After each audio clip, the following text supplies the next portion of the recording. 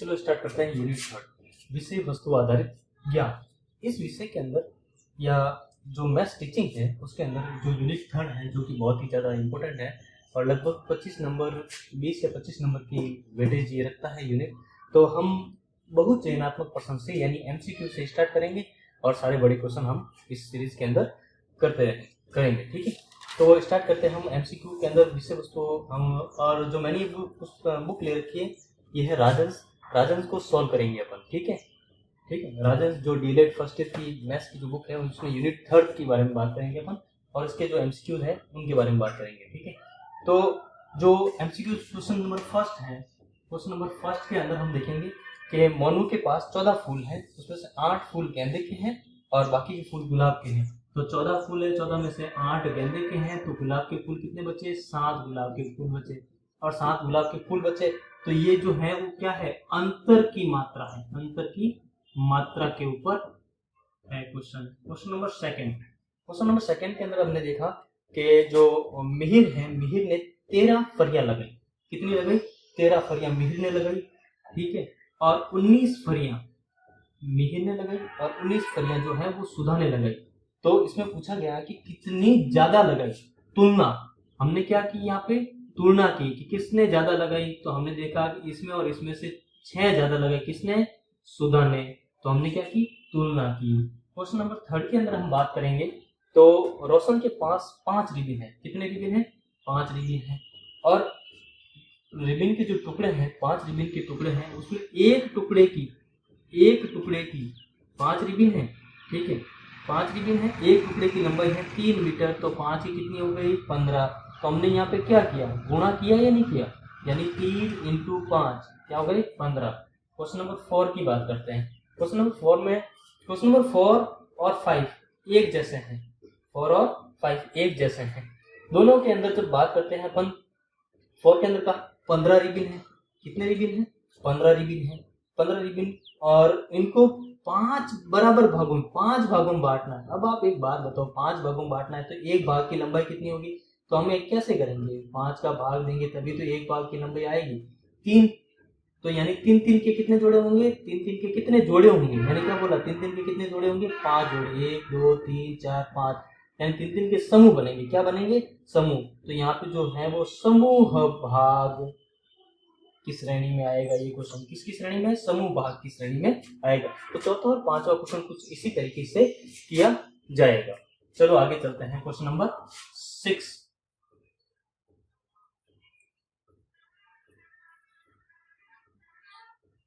भी same question है। 6 के अंदर हमें बस इतना सा पता रखना है, 6 के अंदर मात्रा भाग है। क्या है? माप भाग है। ठीक है, और क्वेश्चन नंबर 7 की बात करें। 7 की बात करने से पहले हम कुछ जो है एक्सप्लेनेशन के बारे में देख लेते हैं। संख्या पद्धति के बारे में देख लेते हैं। संख्या पद्धति के अंदर कुछ भाग हैं, जैसे कि फेस वैल्यू, जातीय मान, एक स्थानीय मान के बारे में, ठीक है, इन दोनों के बारे में देख लेते हैं। देखो, जो जातीय मान होता है वो उसकी फेस वैल्यू कहलाती है। क्या कहलाती है? फेस वैल्यू कहलाती है। ठीक है, और स्थानीय मान होता है वो उसकी पैलेस वैल्यू होती है। क्या होती है? Palace value. वो किस जगह पर है? फेस वैल्यू वो खुद। अगर फेस वैल्यू की बात करें, जैसे मैंने कोई नंबर लिया 6 7 8 9, अगर मैंने पूछा कि 8 की फेस वैल्यू कितनी है, तो वो है 8 के जातीय मान कितना है? 8 का वो कितना है? 8 ही है। अगर मुझे बात की जाती कि 8 का स्थानीय मान कितना है, तो 8 का स्थानीय मान हो जाता है 80। स्थानीय मान क्या हो जाता है? 80। तो फेस वैल्यू और इसमें अंतर क्या है? कि देखो, जो स्थानीय मान निकलता है वो उसके स्थानीय मान का जो आधार होता है वो हम लेते हैं 10 को। किसको लेते हैं? 10 को। अगर इसी का हमें स्थानीय मान निकालना था तो हम कैसे निकालेंगे? ये होता है 10 की पावर 0, ये होता है 10 की पावर 1, ये होता है 10 की पावर 2, ये होता है 10 की पावर 3, 10 की पावर 3। ठीक है, थोड़ा सा ऊपर लिख देता हूँ। 10 की पावर 1, 10 की पावर 2, 10 की पावर 3। ठीक है, तो इन सबको इनसे गुणा करते हैं। जैसे कि 9 का स्थानीय मान निकालना है तो कितना हो जाएगा? 9 × 10 की पावर 0 यानी 9। अगर 8 का निकालना है तो 8 × 10 की पावर 1, 80। अगर 7 का निकालना तो 7 इंटू 10 की पावर 2 यानी 700, और अगर 6 का निकालना 6 इंटू 10 की पावर 3 यानी 6000। ये इनके स्थानीय मान होते हैं। यानी किस पैलेस पे है? इकाई दहाई, दहाई का अंक कितना? 100, 10। सैकड़े का अंक कितना? 100, और 1000 का अंक कितना? 1000। इसी के ऊपर तो स्थानीय मान से होता है। ठीक है, तो इसी तरह से जातीय मान हो गया, स्थानीय मान हो गया। अब इसके अलावा भी कुछ नंबर हैं, उसके बारे में भी हम अध्ययन कर लेते हैं, देखते हैं संख्या पद्धति के अंदर जो नंबर है वो कहाँ तक चलते हैं। ठीक है,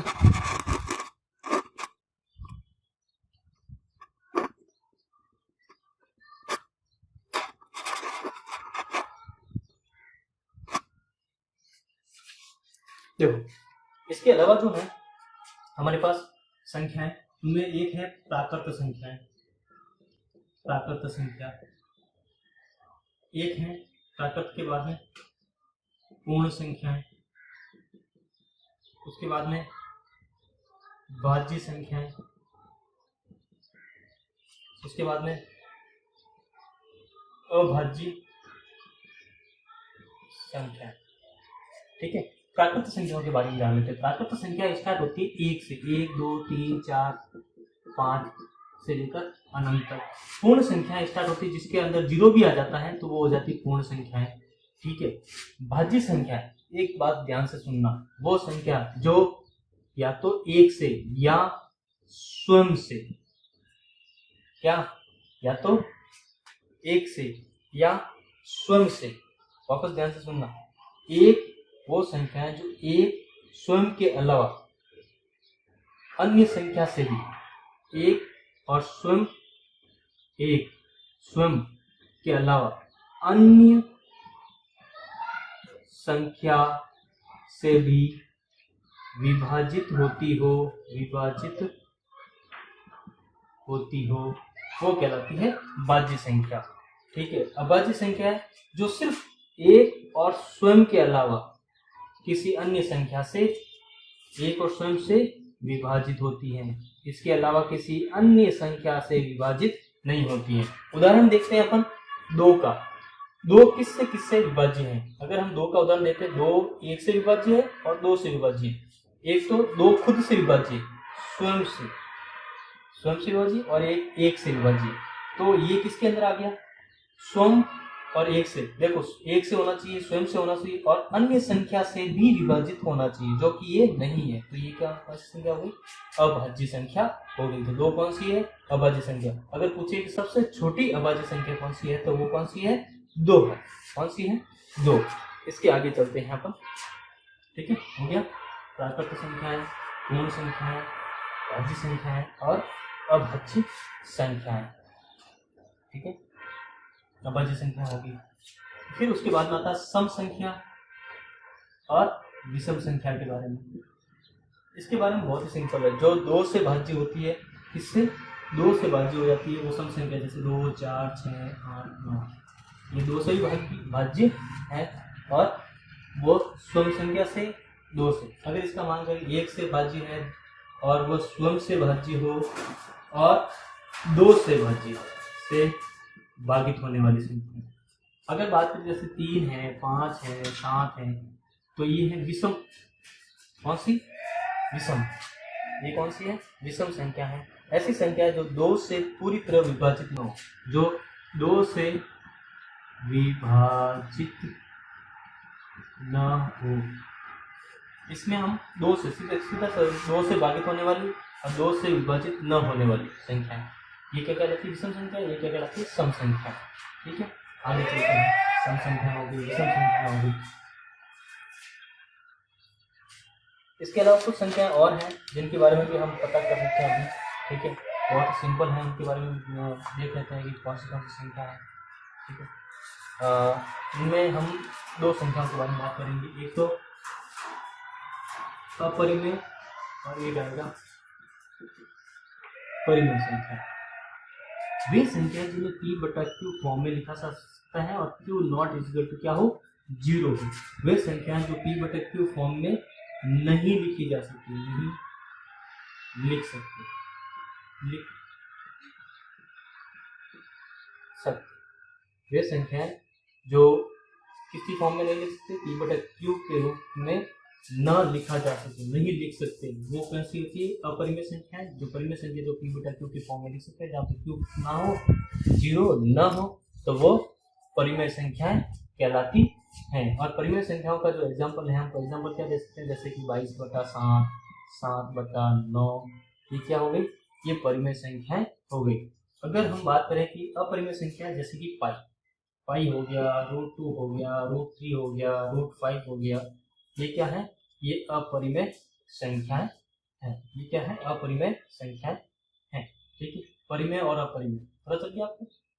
ठीक है, इनको हम पी बटे क्यू फॉर्म में नहीं लिख सकते। देखो पी बटे क्यू फॉर्म में, जैसे हम पाई को लेके कंफ्यूजन होता है। पाई को सर हम 22/7 भी तो लिख सकते हैं, लेकिन ये इसका एक नजदीकी मान, जिसको हम सॉल्व करने के लिए, इजी क्वेश्चन को इजीली सॉल्व करने के लिए हम यूज लेते हैं, लेकिन वास्तविक मान इसका नहीं है, शुद्ध रूप इसका नहीं है, ये निकटतम मान है इसका। इसलिए हम तो 22/7 तो किस में आता है?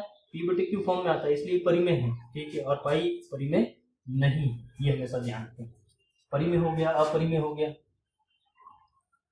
इसके अलावा ये अपनी संख्या पत्ती होगी। अब क्वेश्चन देखो, क्वेश्चन नंबर 7, 8, 9, तीनों क्वेश्चन देखो, बहुत ही सिंपल क्वेश्चन है।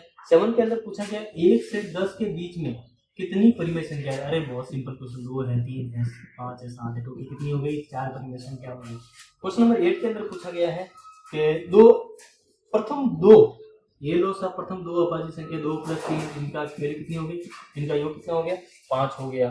ठीक है, क्वेश्चन नंबर 9 के अंदर पूछा गया कि कौन सी संख्या अभाज्य संख्या है? अरे सीधा सा मतलब है, अभाज्य संख्याओं का मतलब है वो 1 से और स्वयं से ही भाज्य होनी चाहिए। अभाज्य संख्या 1 से और स्वयं से ही भाज्य होनी चाहिए। तो हम देखते हैं 81 क्वेश्चन में दे रखा है, 85, 83 और 87। देखो 8 और 1 9, 3 से भाज्य, और 3 के गुणा में आने वाली ज्यादातर संख्याओं से भाज्य। 8 और 5 13 होते हैं वैसे तो, लेकिन ये 5 से भाज्य है।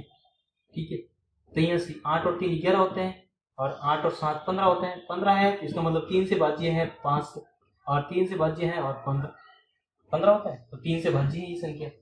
ठीक है, मतलब ये देखो, ये सारी संख्या 1 से तो भाज्य है, स्वयं से भी भाज्य है, लेकिन इसके अलावा भी किसी अन्य संख्या से भाज्य नहीं होनी चाहिए। देखो ये 3 से भाज्य अन्य संख्या, ये अन्य संख्या 5 से भाज्य थी, अन्य संख्या 3 से भाज्य थी, लेकिन ये एक जो संख्या है 83, वो 1 और 83 के अलावा किसी अन्य संख्या से भाजित नहीं है, इसलिए इसको क्या कहते हैं? अभाज्य संख्या कहते हैं। फिर बात करते हैं अपन गुणनखंड के बारे में। देखो गुणनखंड के बारे में जब बात करते हैं तो 10 गुणनखंड के बारे में बात करते हैं। गुणनखंड बहुत ही बेसिक सा क्वेश्चन है, बहुत बेसिक सा क्वेश्चन। अरे यार 12 का गुणनखंड पूछा है, आप करोगे तो कितना आएगा? देखो 6 2 3 3 1। तो अगर हम इसको लिखेंगे तो लिखेंगे किस तरफ से लिखेंगे? ऐसे तो लिखेंगे गुणनखंड 12 बराबर 12, किस तरह लिखेंगे? ये तो हो गया गुणनखंड के ऊपर क्वेश्चन। Question number 10। हम क्वेश्चन नंबर 11 की बात करते हैं। ठीक है, क्वेश्चन नंबर 11 एलसीएम एचसीएफ को लेकर क्वेश्चन है। क्वेश्चन एलसीएम और एचसीएफ का जो क्वेश्चन होता है अपने एक ही क्वेश्चन सॉल्व करना है, बाकी आप कर लोगे, कुछ नहीं करना है। इन सबको अगर एलसीएम निकालना है तो इन सबको साथ में ले लो, सबको साथ में ले लो। देखो दो के अंदर जाएगा किसका? 15 का नहीं जा रहा है, 21 का नहीं जा रहा है, ये 15 है। 3 का भेजो 5 7 5, 5 का भेजो 5 का भाग एक बार गया, 7 में नहीं गया, 5 का भाग 1 का, फिर 7 का भेजो। जब तक 1 ना आ जाए तब तक भेजते रहो अंदर नंबर को, और छोटे नंबर से शुरू करो, बड़े नंबर तक आ जाओ। ठीक है, अब इसका लिखना होगा तो क्या लिखेंगे? 2 × 3 × 5 × 7, यानी कितना हो गया? 6 6 × 30 7 21, कितना हो गया? 210। ये तो हो गया एलसीएम निकालने का तरीका, ये तो हो गया एलसीएम निकालने का तरीका। लेकिन जब एचसीएफ निकालना होगा तो हमारे पास बहुत ही बेसिक सा एक स्ट्रक्चर है। क्या कहते हैं कि हम कितना लिख सकते हैं? 3 × 5 21 को कितना लिख सकते हैं? 3 × 7 30 को कितना लिख सकते हैं? 3 × 2 × 5। एचसीएफ क्या कहता है कि वो नंबर जो तीनों के अंदर कॉमन हो, तीनों के हाईएस्ट कॉमन फैक्टर। ऐसे का मतलब क्या होता है? Highest common factor, highest common factor, यानी सबसे ज्यादा कॉमन होने वाला। देखो तीनों के अंदर कॉमन कौन है, 3 है। 5 इसमें है लेकिन इसमें नहीं हो सकता। 2 इसमें नहीं है, इसमें नहीं है। 7 इसमें इन दोनों में नहीं है। तो हाईएस्ट कॉमन फैक्टर कितना हो गया, 3। तो इस तरह से एचसीएफ निकालते हैं, इस तरह से एलसीएम निकालते हैं। बहुत ही बेसिक टेक्निक, सबको आता है। ठीक है, इसके बाद चलते हैं अपन 3.2। देखो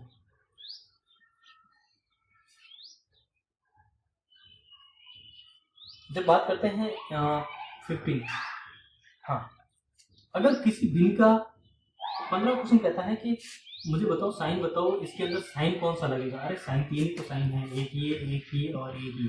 ठीक है, इसके अंदर से साइन बताना है।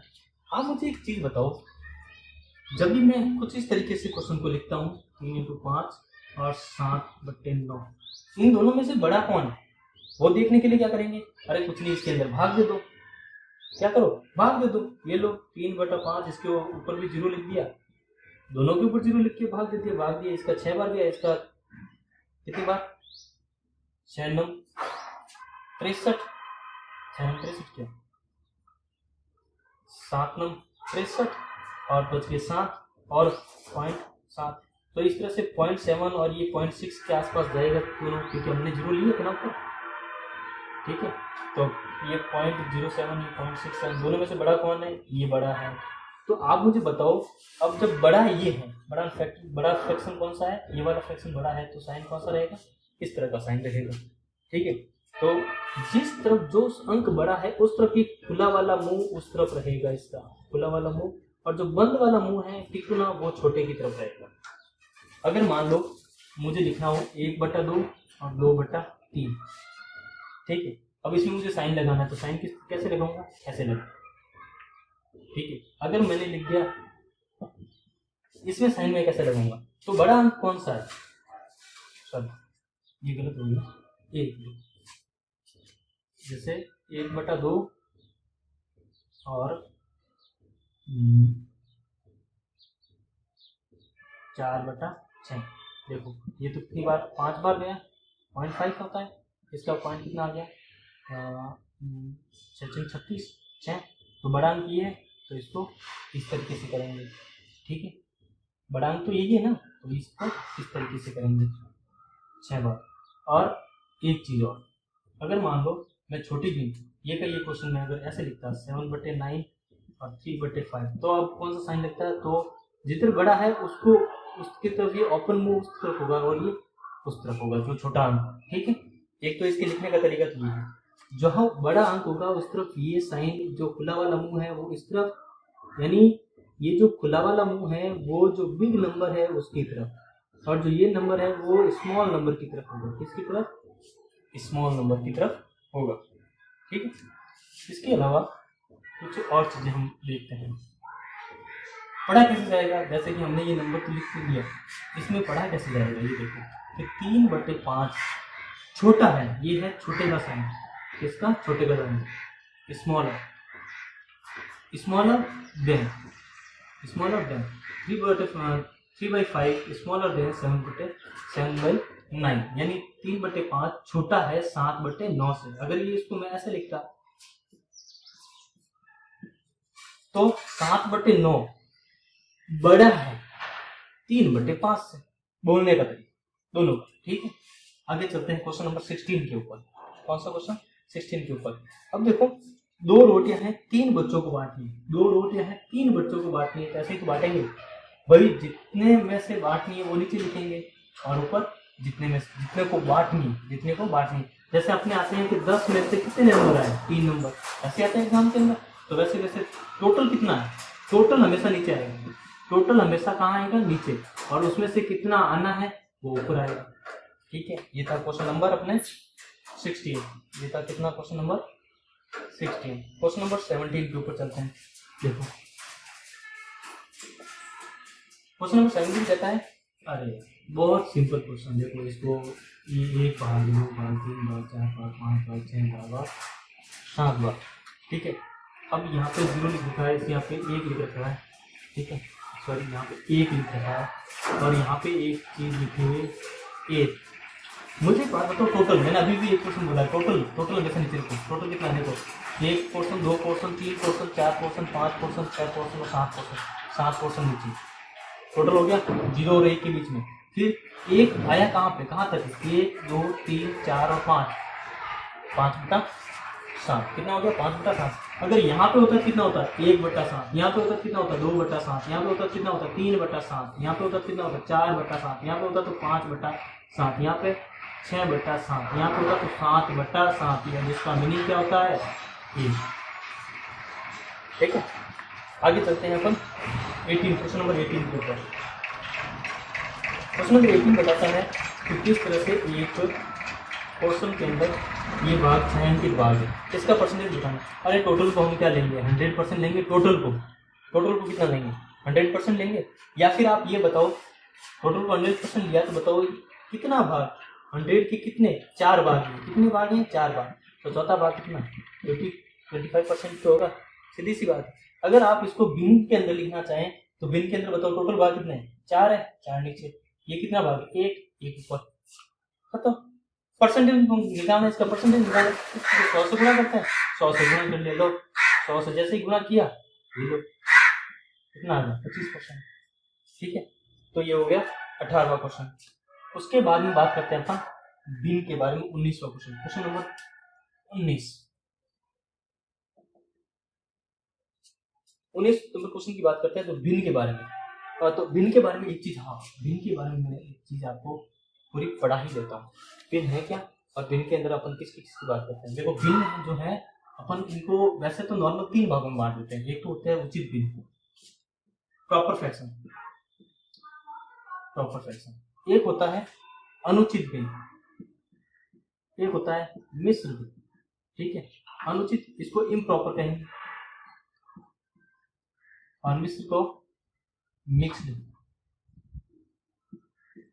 इम्प्रॉपर और प्रॉपर। देखो उचित बिन के अंदर बस एक ही चीज होती है, वो क्या होती है, अंश छोटा होता है, अंश छोटा होता है, अंश देखो, और ये होता है हर, अंश छोटा हर बड़ा, उचित बिन, सीधी सी। अनुचित बिन के अंदर अंश बड़ा होता है, अंश क्या हो गया, बड़ा हो गया। मिश्र बिन हम कुछ इस तरीके से लिख देते हैं स्याही के अंदर, यह होगी अपनी मिश्र भिन्न। ठीक है, तो उचित भिन्न, अनुचित भिन्न, मिश्र भिन्न, 3 तरह की भिन्न होगी। इसके अलावा हम आगे चलते हैं तुल्य भिन्न के अंदर। तुल्य भिन्न के बारे में एक चीज पता करनी जरूरी है, इक्विवेलेंट भिन्न नंबर कहेंगे 2/3 और 8/12, ये एक दूसरे की तुल्य भिन्न। क्या है, तुल्य भिन्न। तुलना कब करेंगे, जब एक भिन्न पहले से दे रखी होती है और दूसरी भिन्न से हम तुलना करेंगे। तुलना किससे, ये छोटा है, लेकिन छोटा किससे है, जब एक पास में बड़ा आदमी खड़ा होगा तभी तो हम कहेंगे। तो 2 भिन्न जब दे रखी होती है, दोनों भिन्न की तुलना करेंगे। और तुल्य भिन्न बनाने के लिए हमेशा सेम संख्या से अंश और हर में गुणा किया जाता है। मुझे एक बात बताओ, ये दोनों तुल्य भिन्न है, मैं कह देता हूँ तुल्य भिन्न है, तो इस भिन्न से ये भिन्न कैसे आएगी, जब मैं अंश और हर में इससे 4 से क्या कर दूंगा, गुणा कर दूंगा, तो ये भिन्न आएगी या नहीं आएगी। तो सेम संख्या से अंश और हर में गुणा करने पर ये भिन्न आएगी नहीं आएगी, इस भिन्न से आएगी ना, तो इसको कहते हैं तुल्य भिन्न। तो और इसका एक चीज और बता दें तुल्य भिन्न के बारे में, जब आप इस तरीके से लिखते हो कि जो 2/3 बराबर होती है 8/12, तो इसका मतलब आपको पता है 12 इस तरफ आएंगे, 2 × 12 बराबर 3 × 8, ये बराबर होता है, इसलिए इनको कहते हैं तुल्य भिन्न। इसलिए इनको क्या कहते हैं, तुल्य भिन्न कहते हैं। इसके अलावा हम बात करते हैं, तुल्य भिन्न हो गया, इसके अलावा कुछ भिन्न और होती हैं, इनके बारे में बात कर लेते हैं, आपका कॉन्सेप्ट क्या हो जाएगा, क्लियर हो जाएगा। तो चलो बात करते हैं अपन 10 भिन्न के बारे में बात कर लेते हैं। ये 5 प्रकार। छठा, इकाई भिन्न के बारे में बात कर लेते हैं, यूनिट फ्रैक्शन। ठीक है, इकाई भिन्न हो गया, एक हो गया व्युत्क्रम भिन्न, रेसिप्रोकल फ्रैक्शन। ठीक है, देखो दशमलव भिन्न के बारे में जब भी बात करते हैं, जब भी, तो इसके नीचे बट्टा आएंगे। हर में क्या होगा, हमेशा 10, 10 का स्क्वायर, 10 का क्यूब, ये सब हर के मिलेंगे। अगर मैं कहूँ चलो 42 का दशमलव, ये दशमलव, ठीक है, दशमलव है या नहीं, ठीक है, ये दशमलव ठीक है। कैसे, अगर इसको लिखना होगा सरल भिन्न में चेंज करेंगे तो 100 बटा 42 बटा क्या लिखेंगे 100, और 100 ही क्या है 42। मैंने क्या बोला, जिसका हर क्या हो, हर के अंदर ये वैल्यू हो, इस तरह की वैल्यू हो, तो उसको क्या कहेंगे, दशमलव भिन्न कहेंगे। क्या कहेंगे, दशमलव भिन्न कहेंगे। जिनकी हर के अंदर 10, 10 का स्क्वायर, 10 का क्यूब, 10 का 4 के अंदर जितनी वैल्यू आ गई, 10 की वैल्यू आ गई, 10 के गुणन में अगर वैल्यू है, 10 की पावर के अंदर जो वैल्यू है 10, 10 का स्क्वायर, 10 का क्यूब, तो वो क्या है, दशमलव भिन्न है। इकाई भिन्न, इसका अंश हमेशा एक होना चाहिए, अंश हमेशा एक होना चाहिए। जिस भिन्न का अंश एक है वो इकाई भिन्न कहलाती है। नीचे कुछ भी हो, बस जीरो मत होना चाहिए, क्योंकि भिन्न के अंदर अगर हर जीरो हो गया तो वो मान्य नहीं है, वो अनंत हो जाएगा। आपको पता है जीरो नीचे आते ही अनंत हो जाता है, ठीक है। तो व्युत्क्रम भिन्न मैं कहूँ 2/3 का व्युत्क्रम भिन्न बताओ, तो कुछ नहीं करना, उल्टा कर देना बस। या फिर आप इसको ऐसे भी लिख सकते हो, व्युत्क्रम भिन्न को 1/2/3 लिखा जाता है रेसिप्रोकल भिन्न को।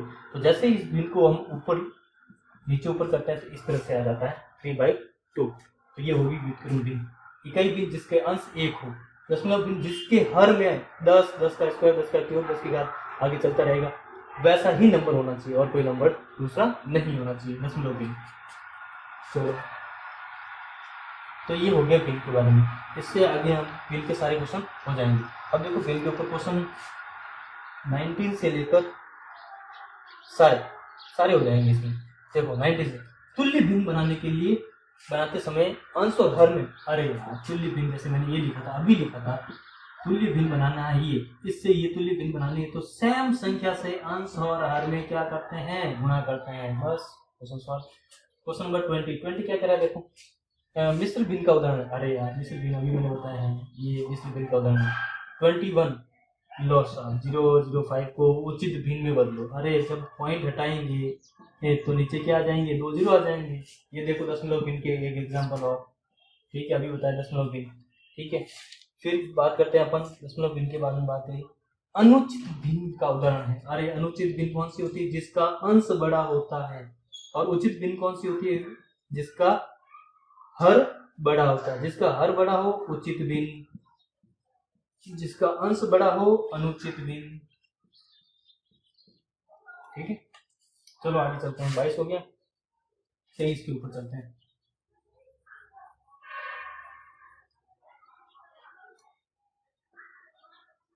क्वेश्चन नंबर 23 के ऊपर चलते हैं। 23 क्या कहता है, सरल भिन्न का उदाहरण। अरे सरल भिन्न सीधी सीधी अंदर दे रखी 7/9, सरल भिन्न का उदाहरण है 7/9, ठीक है। और दे रखा है क्वेश्चन नंबर 24 संयुक्त भिन्न, संयुक्त भिन्न की संख्या है। संयुक्त भिन्न तो ये रही ना, संयुक्त भिन्न की संख्या है। क्वेश्चन नंबर 24 इसमें संयुक्त भिन्न की संख्या है कौन सी, ए 3 सही 5/9, सीधी सीधी एग्जाम्पल दे रखा है 3 से। क्वेश्चन नंबर 25 के अंदर क्या है, ऐसे दशमलव संख्या जिनमें निश्चित स्थान वे ही अंक पुनः दोहराते हैं कहलाते हैं। अच्छा ये क्वेश्चन अच्छा है, एक क्वेश्चन और अच्छा है, ये मैं देखो बता देता हूँ। जो दशमलव है, दशमलव संख्याएं हैं, जो दशमलव संख्याएं हैं, इनके बारे में एक चीज है वो देखो देख लेते हैं। दशमलव संख्याएं में 2 तरह की संख्या आती है, एक तो शांत और एक आती अशांत। जैसे कि मैं कहूं कि 3/2 जैसे ही मैं इसमें भाग दूंगा 1/5 के बाद ये संख्या शांत हो जाएगी, आगे नहीं बढ़ेगी। लेकिन अशांत के अंदर मैं कहूं जैसे 1/3 तो इसका भाग जाता ही रहेगा, तो ये है अशांत। ये शांत दशमलव है, ये अशांत दशमलव है। शांत और अशांत, अशांत को वापस 2 भागों में बांट रखा है, अशांत को वापस 2 भागों के अंदर बांट रखा है। देखो मैं बता देता हूं, अशांत दशमलव,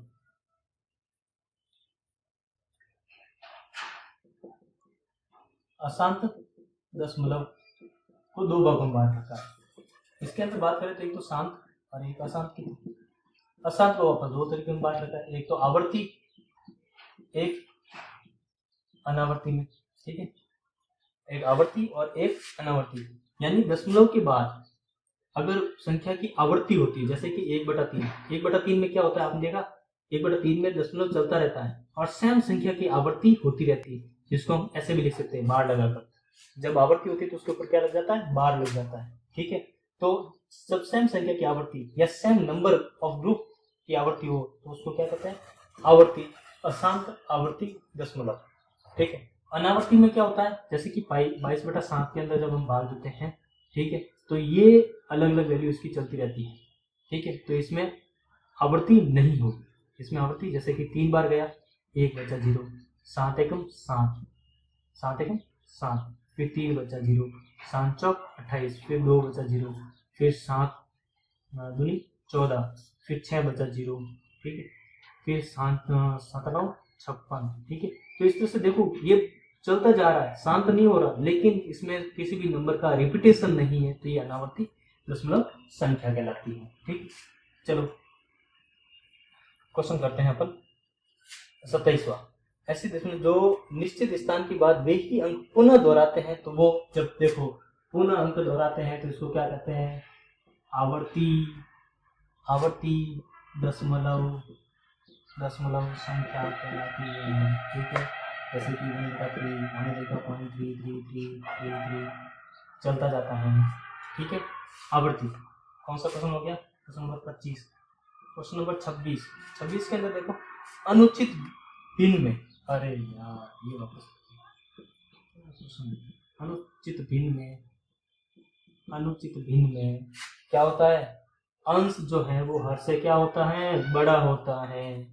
उचित भिन्न में अंश जो है वो हर से क्या होता है, छोटा होता है। इसमें उचित भिन्न में। ठीक है, क्वेश्चन नंबर 26 हो गया। क्वेश्चन नंबर 27 की हम बात करते हैं, क्वेश्चन नंबर 27 की बात करते हैं।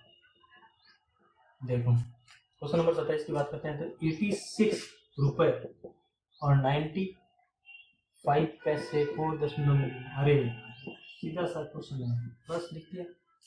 ठीक है, क्योंकि हमें पता है 100 पैसों का क्या होता है, 1 रुपया होता है, काम पता है।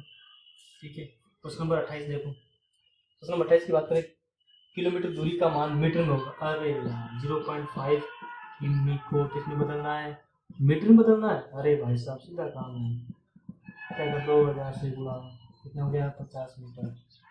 ठीक है, क्वेश्चन नंबर 29 देखो, क्वेश्चन नंबर 29, 15 किलोमीटर, ठीक है, और 37 मीटर को दशमलव के बीच अरे तो यहाँ 0 किया। अब बताओ यहाँ पे 0 क्यों है, क्योंकि आपको पता होना चाहिए कि 37 मीटर लिखा हुआ है, अगर इसको हम किलोमीटर में चेंज करेंगे तो किलोमीटर क्या होगा पता है आपको, 037 ये होगा इसका किलोमीटर। मीटर इन मीटर को किलोमीटर लिखना तो अपन को किलोमीटर में ना, तो इन मीटर को किलोमीटर में चेंज करेंगे तो इस तरह से लिखेंगे और इसको जोड़ेंगे 15 में से, किलोमीटर किलोमीटर जुड़ सकते हैं। ठीक है, तो ये हो गया 29। आगे चलते हैं क्वेश्चन नंबर 30 के ऊपर।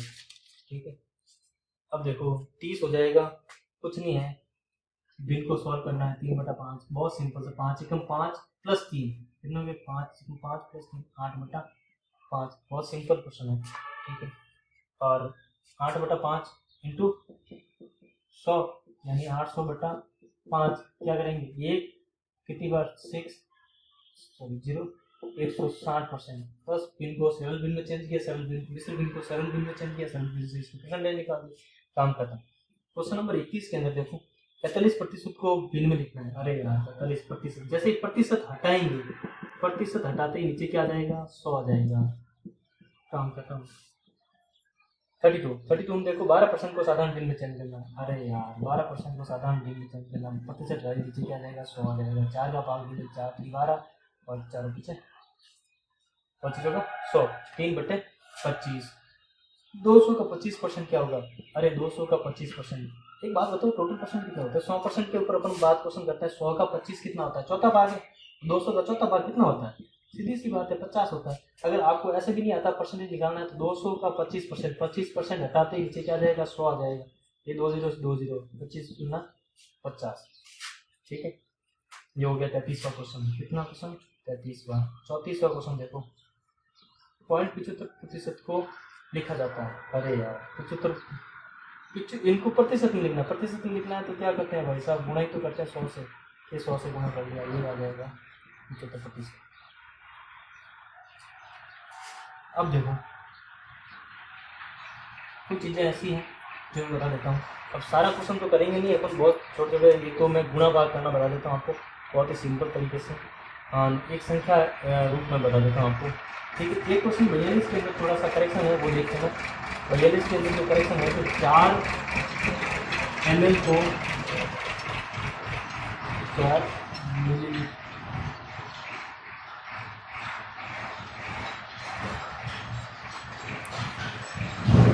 अच्छा 4 ml मिलीमीटर, 4 मिलीमीटर है, उसको किलोमीटर में चेंज करना है। तो आप एक सीधी सी बात बताओ।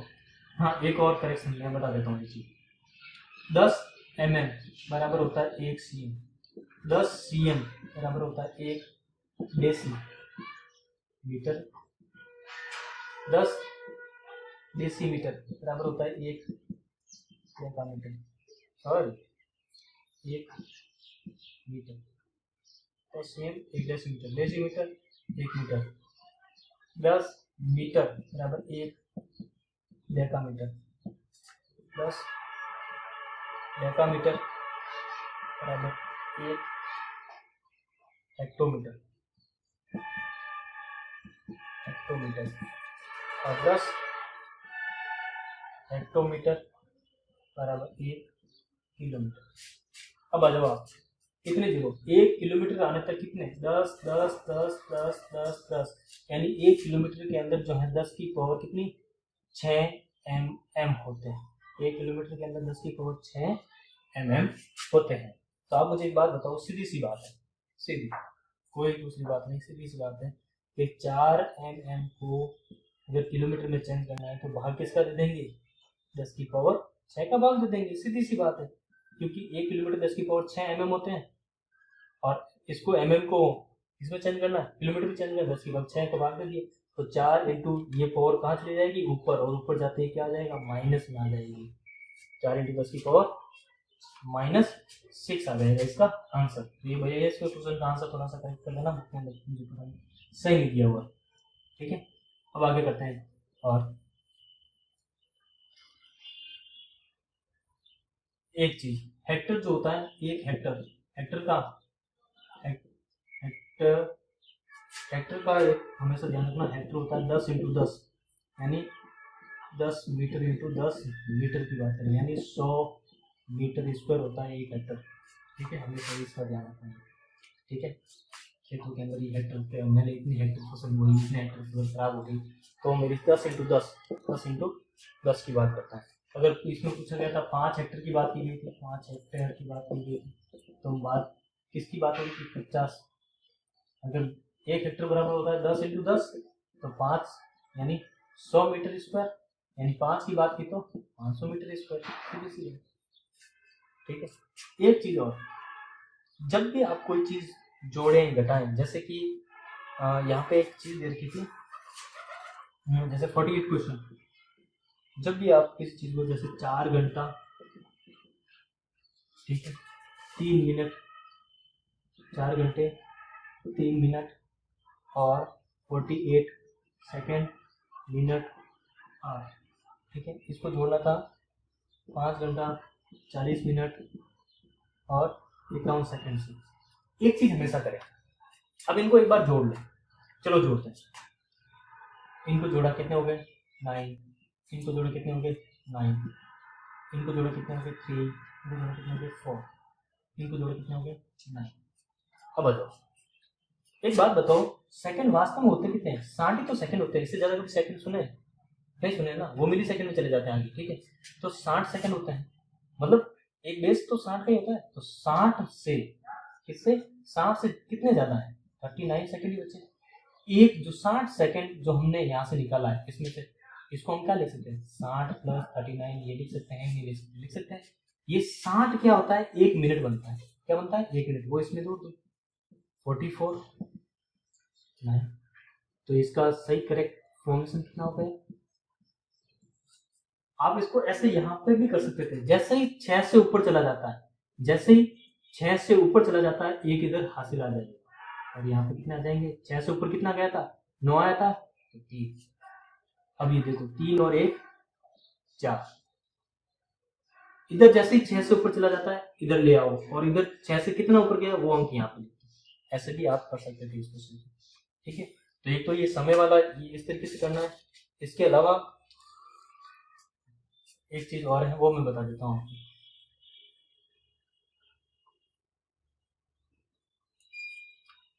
इसके अलावा तो सब क्वेश्चन सिंपल ही है, आप कर लोगे, आराम से कर लोगे। कोई क्वेश्चन जो है डिफिकल्ट क्वेश्चन है ही नहीं। ठीक है, अगर पूछा जाए कौन सा कोण, जो कोण 90 से कम हो, ये वाला कोण न्यून कोण है।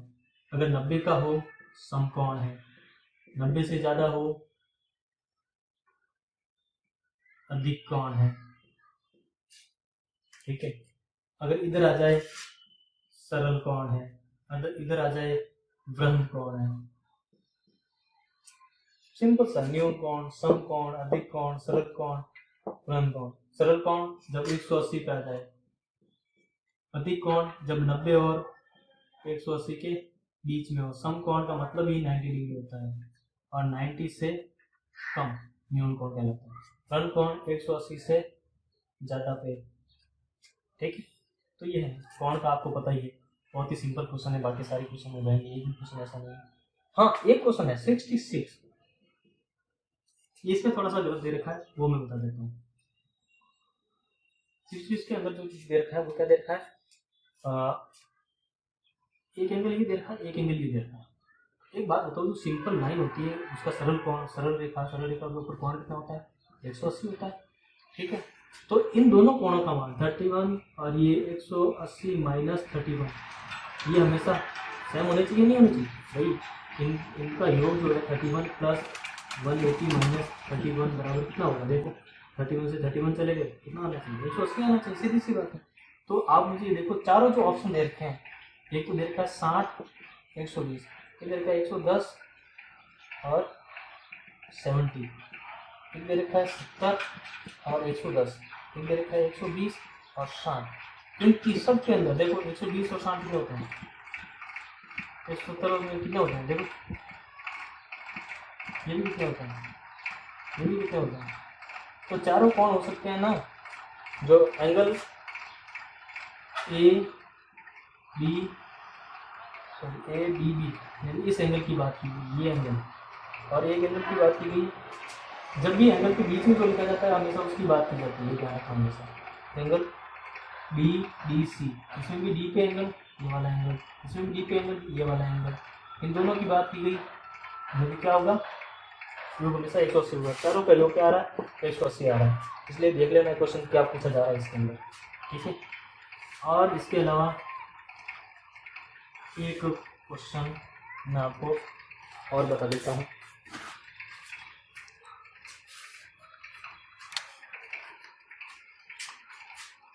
हाँ, एक मैं भुजाओं के ऊपर बता देता हूँ आपको। देखो, जब तीनों भुजाएं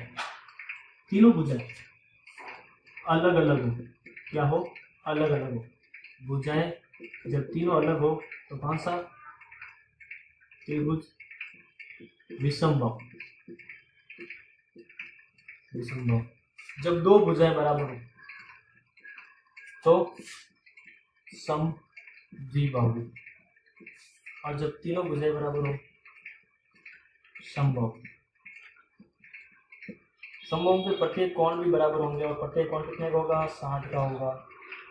विषमबाहु में ये दोनों कोण बराबर, जो दोनों भुजाएं हैं उसका 30 की भुजा के साथ बनने वाले दोनों कोण हमेशा बराबर होंगे। ये भी थीटा होगा तो ये भी थीटा होगा, दोनों भुजाओं के साथ। इसमें ये तीनों कोण क्या होंगे, हमेशा अलग अलग होंगे, θ1, θ2 और θ3। और त्रिभुज में तीनों कोणों का योग हमेशा कितना होता है, 180 होता है। ये हमेशा ध्यान रखें। ठीक है, ये तो हो गए भुजाओं के आधार पर। कोणों के आधार पर मैंने बताया दिया, न्यून कोण, समकोण, अधिक कोण। ठीक है, ये कोणों के आधार पर हो गए। और इसके अलावा एक भी क्वेश्चन इसमें ऐसा नहीं है जो आपको ना, सब सिंपल क्वेश्चन है।